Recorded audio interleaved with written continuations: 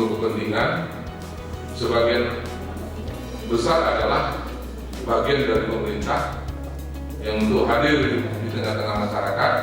Yang pertama adalah bagaimana mencegah untuk tidak kepanikan. Ya, kepanikan masyarakat, makanya sosialisasi, edukasi itu ditingkatkan sampai ke tingkat desa.